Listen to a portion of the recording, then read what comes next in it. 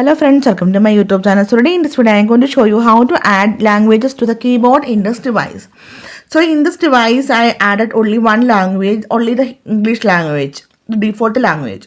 So let me show you how to add more keyboard languages to this device.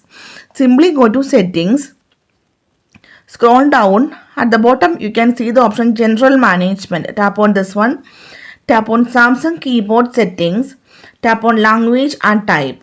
Tap on manage input language. Here you can see only English is there.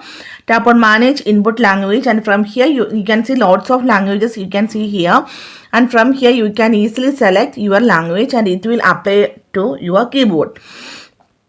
So here I am going to select the language Hindi. Just turn on this option. Now go back. You can see Hindi is also there. Now open your keyboard. Now you can see one globe symbol at the bottom left tab. If you tap on this one, you can see the keyboard language is changed to Hindi. Okay.